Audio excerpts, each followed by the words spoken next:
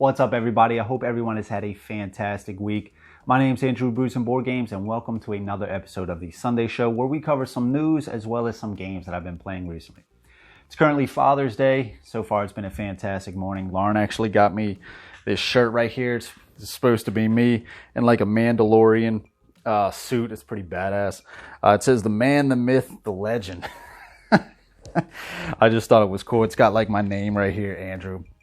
It's pretty cool. It's a cool shirt. And then she also got me so far some these adventure books for some state parks. And it's pretty cool. It's kind of like shows you where all the state parks are, as well as, you know, some things that you can do there. It's kind of like, you know, jump in this lake or something like that, you know, take a picture under a tree, something like that. So it's pretty cool. Can't wait to get that going. And we're really looking forward to that. After the kids, everything kind of settled down a little bit. We're starting to get back into that mode of, you know, maybe going out, getting the parents to watch everybody, especially after COVID.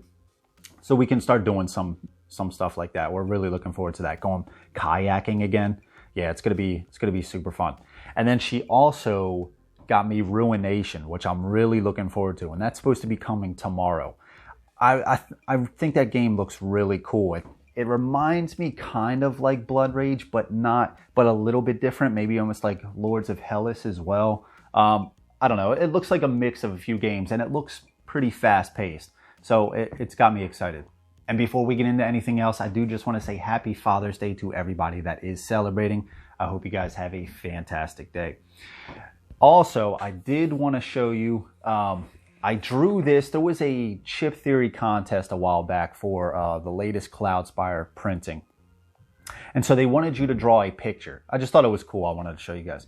They wanted you to draw a picture of one of these characters, and it didn't have to be anything complex. You know, it just basically wanted this person's face. And then also the person that does their art, I forget his name, but they even had a video showing you how to do it. So it was pretty cool. But I'm kind of artistic, and I kind of went overboard with my submission. But I just wanted to show you because I thought it was cool. So these are two different characters from the latest Cloudspire Kickstarter printing. One is the, I'm already forgetting their factions, the Uprising and the Horizon's Wrath. So it's got like that little guy. And this was the character you were supposed to draw, but just his head and just a little face. But I just thought it was cool. I just wanted to show you guys. I like drawing, and I tend to do it sometimes. I need something to look at when I draw, though. So I kind of pulled up pictures on the computer and just drew them from there. But I just thought it was cool. I like doing that stuff from time to time. And with that, let's get into the games that I've been playing. Two of the games I played, Lords of Hellas and Conan, were based on some upcoming news, and there's a lot of news that I have to get to that I'm going to be talking about. First, let's talk about Conan. So, in Conan, I decided to try the solo mode. I looked up online some rules how to do it, and somebody made a variant of how to play the solo versions. So I printed everything out, and it comes with these, there's these cards that you have to cut up. I laminated all my stuff. I like doing that. But there are these cards, and basically the activations work like you have to flip over a card, and it takes the place instead of somebody playing the Overlord. If you guys don't know, this is a one versus many game, and where some players take on the role of the heroes, the other takes on the role of the Overlord. So these cards take the place of the Overlord. So you would draw this, and it tells you what units to activate. It was cool. We played the first one I played. I didn't play In the Clutches of the Pix. That's the first scenario. I played that one enough. But this one was Hunting the Tigress.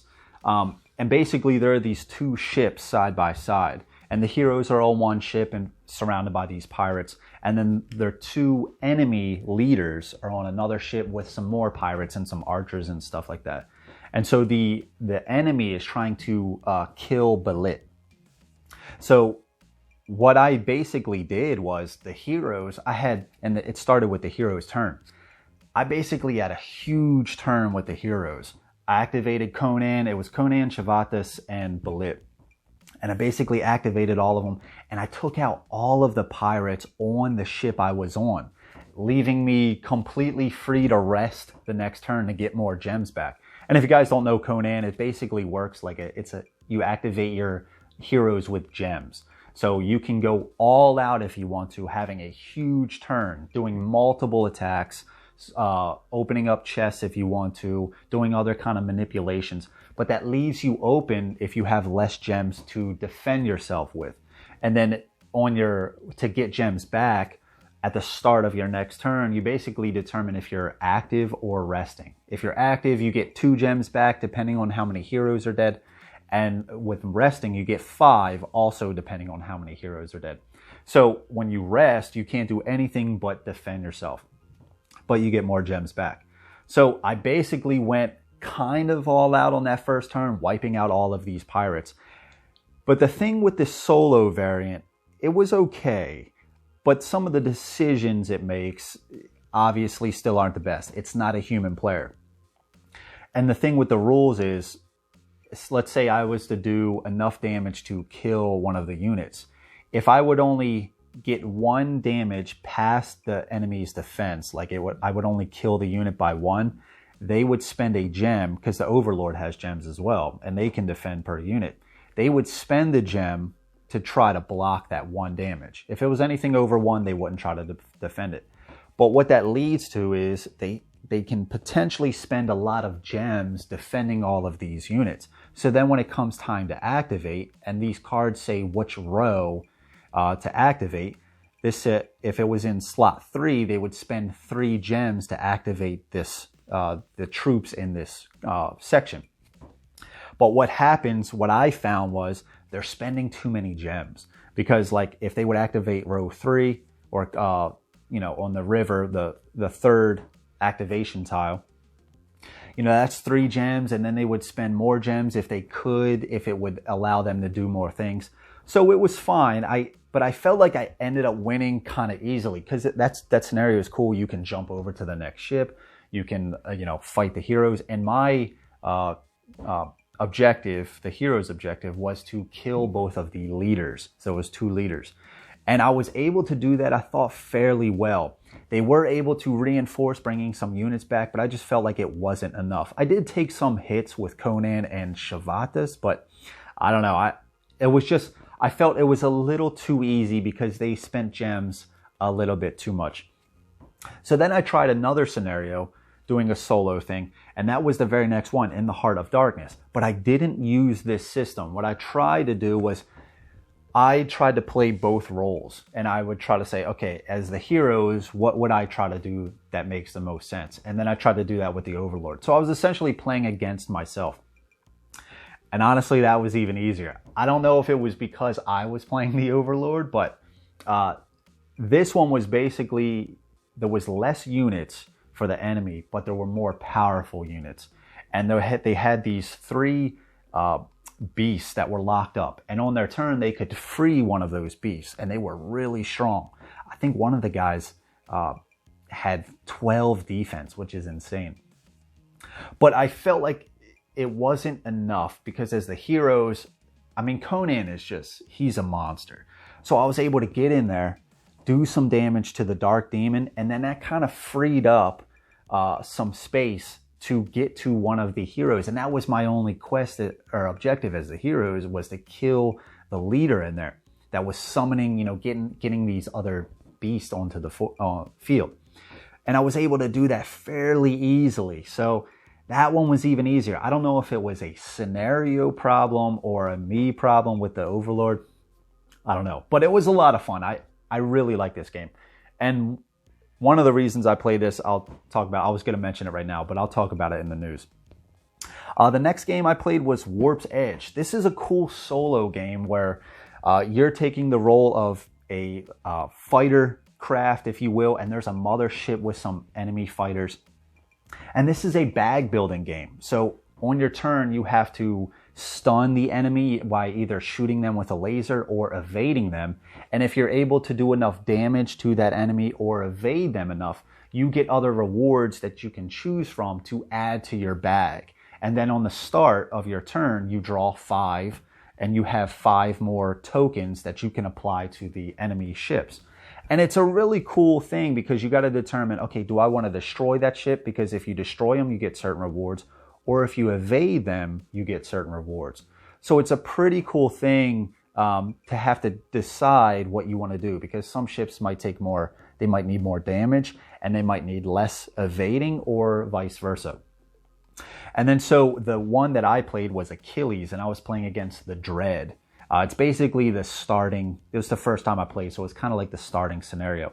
So, or what I think they suggested, I don't know, but it seemed like the easiest, the go-to pick. So when the Dread's special was that I had to defeat every single enemy before I could even do any sort of damage to it. So basically, and there's certain warps, and if there are no more warps available, you lose the game. So I got to the last warp, and you have a ton of tokens in your bag at this point. So I was able to defeat all of the enemies, and there was like, I think there was 5, 4, I think there was, I want to say 11, 12.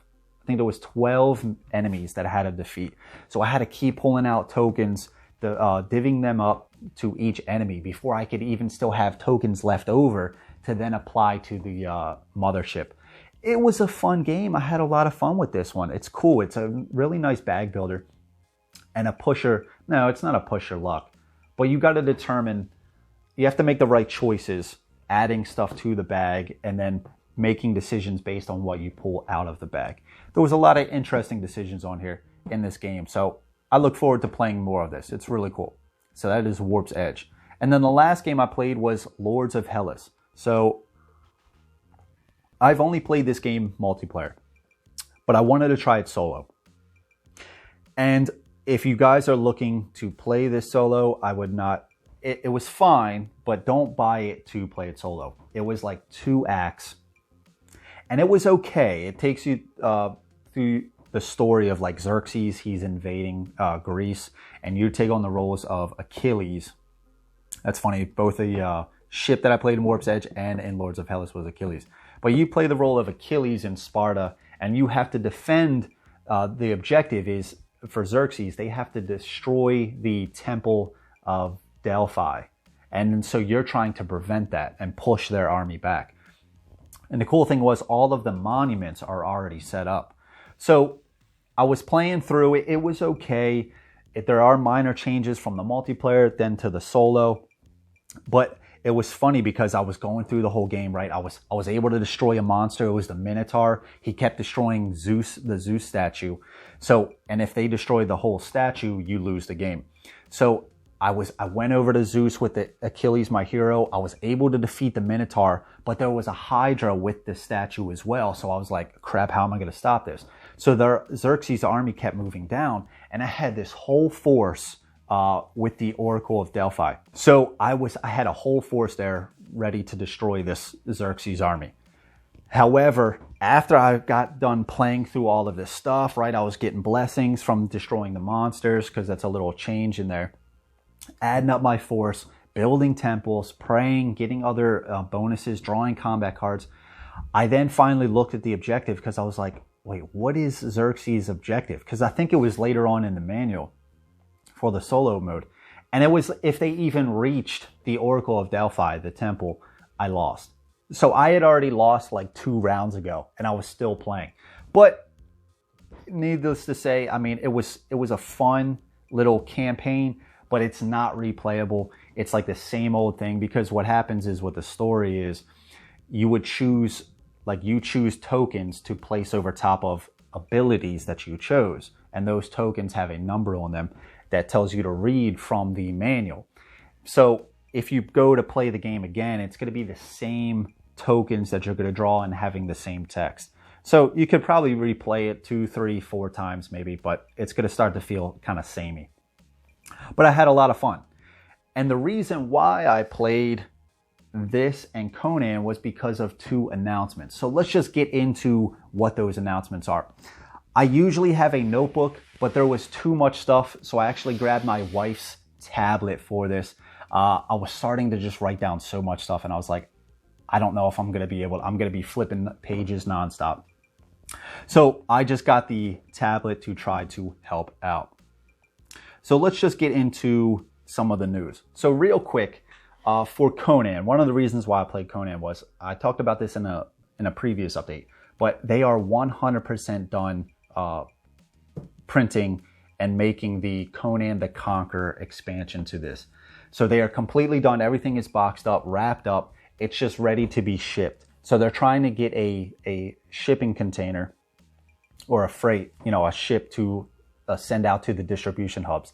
And they briefly mentioned the crisis with, acquiring, a ship and stuff like that. So they don't have a date, but they're going to send that out as soon as possible. That's update 61. Really looking forward to that. So that's one of the reasons why I played Conan. It just got me into the mood for it. And then, no, let's save the announcement for this for later. Also, Seige, they did announce a Kickstarter date. It's going to be coming to Kickstarter June 22nd, 1 p.m. Eastern Standard Time. So definitely be sure to stay tuned for that. I am really excited about this one. Some people seem to be on the fence, but I think that fast-paced gameplay, as well as that skirmish mode, I think that's really neat. And then plus, one of the people responded in a thread for it when they released the trailer. And if you haven't seen it, I suggest you go check the trailer. The minis or the characters in that trailer are actually the painted minis. They're not renders. Now, some of the, troops are running around and stuff. Obviously, that's not the minis. But like if you ever see them on the bases, apparently those are the actual painted minis that somebody did. Obviously, I'm not going to paint them up like that, but it's just cool to see that they actually use the minis for that. So June 22nd, 1 p.m. Eastern Standard Time. Which brings me into GameFound announcements. So if you guys aren't signed up for GameFound announcements, I suggest you do that. I think it goes without saying GameFound is here to stay. They are having some heavy hitters on GameFound. It's not just Kickstarter anymore. So they announced some upcoming titles, and there's some big ones. Some to be really excited about, and I know I am. So I suggest you sign up for that. And the cool thing is with all of these GameFound announcements is it seems like what GameFound is trying to do is as an incentive to get you to come to their site or back a project on theirs. You can follow these projects before they even launch, to get notified when they actually do launch, but they give you little freebies for doing that. So the first one, let's talk about, this is Divinus. So this is another title upcoming by Lucky Duck Games. And this is basically the pantheon of Norse gods. Their home and lands were just ravaged. So they're looking for other lands. So they're actually coming to the Greek lands, and they're kind of like facing off against the Greek gods. So you play the role of a demigod, and you can perform various quests and gain favor.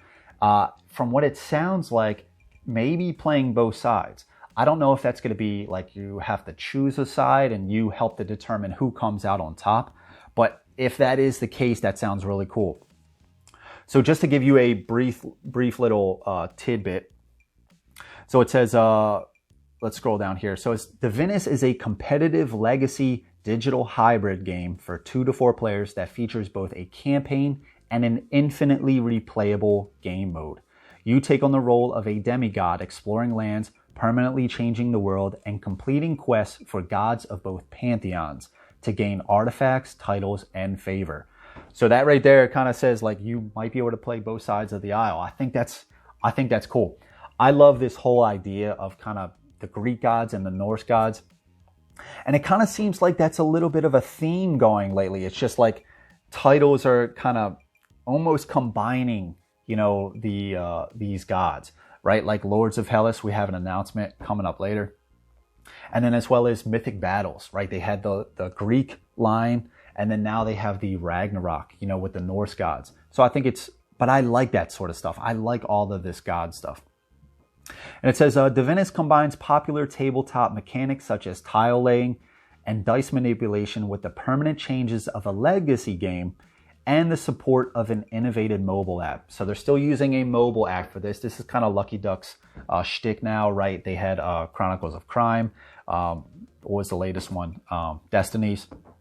So this kind of seems like their thing. But I think this one it sounds really cool, and this box art looks amazing. So I suggest you guys go and check out this Divinus page on GameFound, it says it launches in 37 days. And if you follow this, you get a I don't know, is that a pound or a euro? I think it's a euro. €5 credit when the campaign launches. So that's pretty cool. So you get a little credit just from following. You don't even need to pledge anything. So just make sure if that interests you, just go on there and click the follow button. That is Divinus. The next one is Wild Assent. So Wild Assent, this is going to be a reprint, as well as they're making some small changes. It's almost like maybe it's like a 1.5. They are making some small changes, and they're announcing some new content. So this is going to be Wild Assent Lavon Rising. And this is also going to be on GameFound. All of these games that I'm going to mention here on out are going to be on GameFound. So again, you can click the follow button, and then you get a free mini, I believe. Let me scroll up to the top here. There's a lot of stuff on here. So if you click follow, you get a free mini with your pledge. So that's cool. Like I said, all of these games are going to have a little freebie just by clicking the follow button. So even if you're unsure, just go on there and click the follow button. And then if it comes time and you're like, you know what, I do like this game. Now you have something free to look forward to.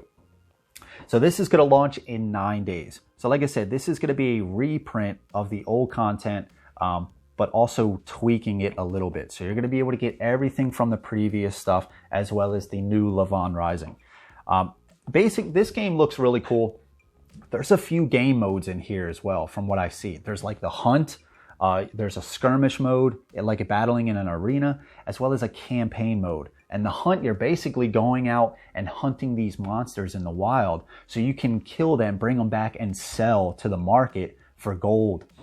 And I just think that sounds really cool. And then your encampment that you come back to, you can employ workers, and they can do various things for you. The arena, it's kind of like a skirmish mode where you can you're playing as an Assent, I think, and you basically control these monsters, I don't know, from the wild or what, but to do battle. And you can either, I think, wipe out all of the enemy monsters or kill the opponent's Assent as well. So I think that's cool. They're incorporating a few game modes. It's not like it's just a campaign game, but they also have like a skirmish game, a hunt, as well as a campaign. So the new content is Lavon Rising, and that basically adds a content. If we scroll down here, there's so much stuff on this campaign page. It's unreal. Just the amount of minis and other content you get in the box is honestly insane. So if we scroll down to, and they look sick. There's this one picture of this elephant on there. Dude, that looks awesome. And all these dragons look awesome as well. So if we go down, this is talking about the hunt. I guess this is the one problem with having the tablet instead of the notes. Okay. It says Lavon Rising adds a new type of campaign where your decisions determine the flow and outcome of the story. What kind of hero will you be? Will you hold firm to your convictions, defiantly facing every challenge, or will you cower at the obstacles before you, willing to sacrifice anything and anyone to save your own skin? Will you make prudent decisions based on fact, not fiction, or will you fall into madness, embracing your darkest impulses to the ruin of those around you? So it's cool. This is going to add a story-driven campaign, and I just think all of these minis look fantastic, and I'm really digging the art. The boards themselves, there's something about those boards, whether it's the hunt boards, the arena boards, they look fantastic. I love what they did. I love the art direction. I think they look really cool. This one interests me. I'm really excited about it. I think having multiple game modes, I think is such a good idea, especially when you have all of this stuff, right? Not only can you play this game as a campaign, or you can go on a hunt with your friends or something like that, but now you want to play a skirmish game with all of these minis that you have. Dude, now you can do that. I think that's fantastic. That's such a good idea. So again, check out the GameFound page for this. Again, this is going to be launching in 9 days. So make sure you go and follow just so you're alerted from when this actually launches, as well as getting that free mini. So that's pretty cool. The next one is Chronicles of Drunagor. So this is also going to be similar to Wild Ascent in the fact that they're reprinting stuff as well as adding new content. So this is going to be Chronicles of Drunagor, Age of Darkness, Apocalypse. It's quite a mouthful. So again, this is going to be, I guess people were saying that they couldn't get their hands on the first game. I've never played this. I haven't played Wild Ascent or Chronicles of Drunagor. This is going to launch in 30 days. And again, if you follow, you get a free, this is the Fallen Sisters mini. I guess this is a boss mini, 80 millimeter mini boss. So that's pretty cool. So it says save $13 if you follow. So definitely, just like I said, if you're not interested, but you don't know, maybe you will be down the road, just click follow. It doesn't do anything else. So 30 days. So people were saying they couldn't get the base game. So they're going to reprint all of that stuff and new content. Now, I think this game looks really cool because this is a game that has 3D elements. You place these boards on like these, they provide you with these like these plastic risers. And so you can place the boards on there to give yourself like a 3D board element. I think that's a really neat idea.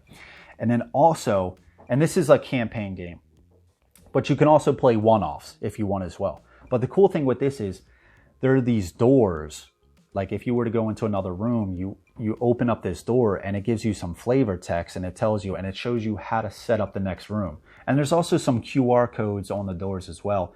I don't know exactly if that's for you scan that door every time. I'm not entirely sure, but this whole game, the artwork looks fantastic and I am really digging the 3D element. So this is going to be a reprint of all the base stuff. There is a ton of stuff in here. This game does look appealing. Okay, so on the door card itself, it does look like it shows you how to set up the scenario. Then I'm not entirely sure what the QR code is for. If anybody knows, please let me know. It does say by using this QR code, you will be directed to our door database where new challenges await you. I don't know if that means, it might switch it up every time. Like maybe you can randomly choose, a setup now. I don't know.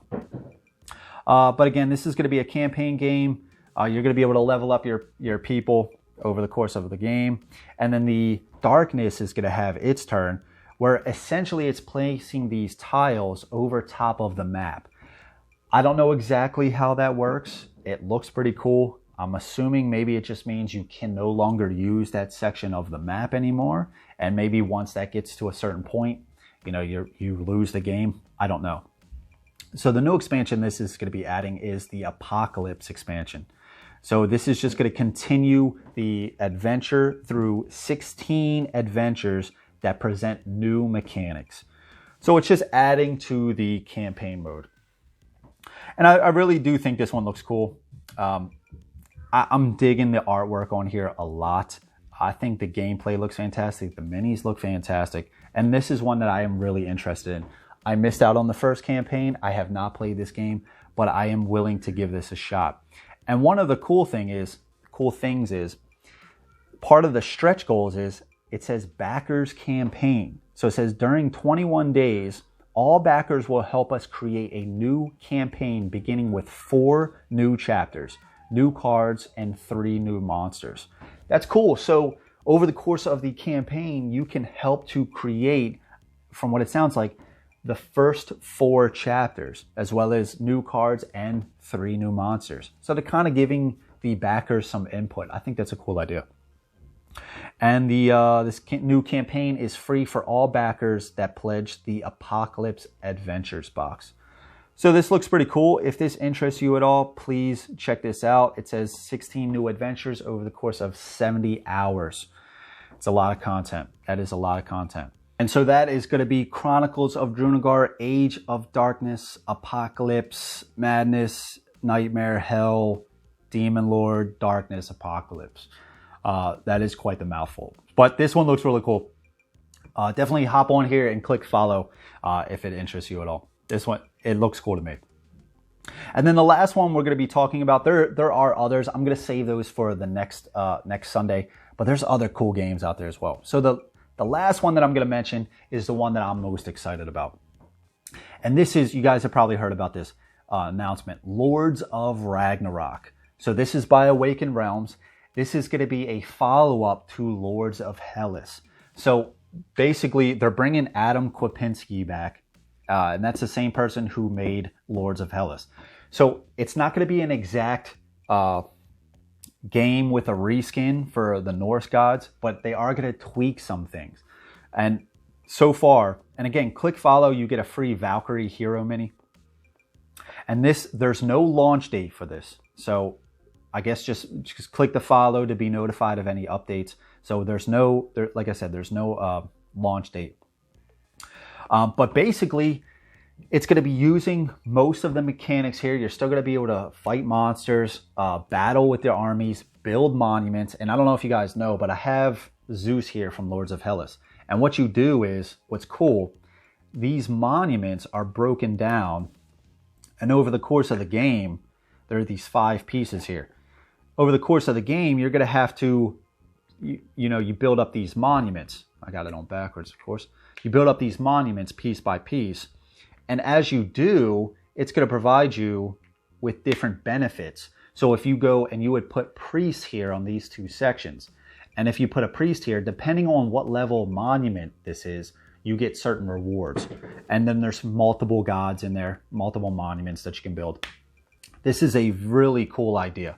I really like this. So you're still going to be able to do this in Lords of Ragnarok, and they're going to be Norse gods. But so you're still going to be able to build monuments, have battles. You're going to still be able to hunt monsters. But they are adding runes, and you're going to be able to upgrade your army in Lords of Ragnarok. I think that's cool. I'm excited about what that is. It says they're adding new mechanics. I guess that rune aspect is one. I don't know what else they're going to have in there. But this one, I love Norse stuff. I love Viking stuff. So this one, and I love this game. This game is really fun. It's one of the reasons when I saw this announcement, I had to get this. I was like, dude, it made me, it reminded me of how good the game actually is. I did play the solo, which is not nearly as good as the multiplayer, but this is a fantastic multiplayer game. It's fast paced. There's a lot of action, a lot of different things that you can do.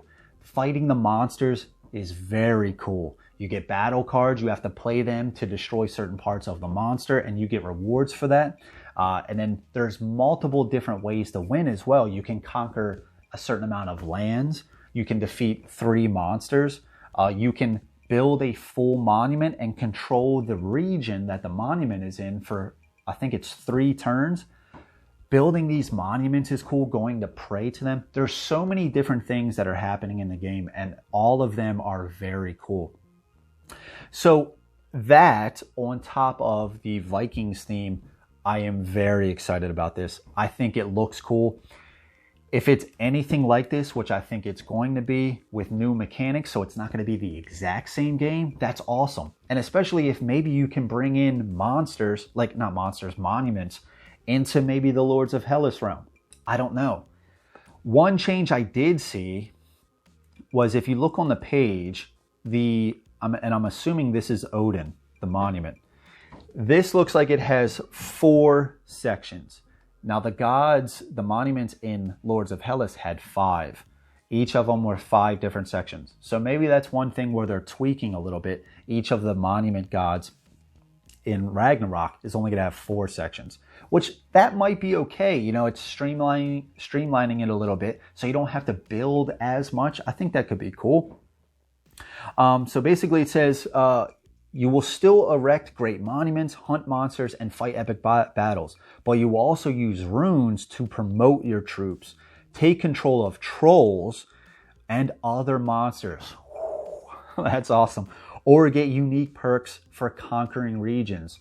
Also cool. And another cool thing about this, you went on quests as well. So that might still be in this game. I just think this sounds really cool. There will be a lot of new mechanics and twists, so prepare yourself for fresh, new thematic experience. I am so ready for this game. I love this game. I love Norse stuff. I love Viking stuff. All of those Norse gods look super cool. The minis already look amazing. And if you guys also don't know, it's a twist on the gods themselves, like the theme. Like in Lords of Hellas, they're like mechanical Greek figures. Like, I don't know if you could see, like, I mean, just this kind of like whip here. It's like, it has this lightning all going through it. It's super cool. So they're kind of like futuristic gods, and that's how these look as well. I'm really excited for this. I'm kind of bummed there's no launch date for the campaign, but definitely you guys should check this one out. I think this is going to be a really good game. I hope they support it more than they did Lords of Hellas. There's basically no support for this game anymore. They're not reprinting any of the expansions. I don't even know about the core game itself. And this one is just hard to get a hold of. So I'm excited for this one. I hope they support it more than they did with Hellas.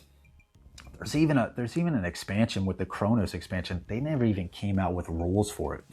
It's incredible. But so I'm really looking forward to this game. Everything about this is appealing to me. So, and I love the dudes on a map, area control, battle stuff. That's right up my alley. So that's Lords of Ragnarok. That's the last one I had. There are other announcements, like I said. One of those is the Elder Scrolls Skyrim, the board game. That's going to be launching on GameFound as well.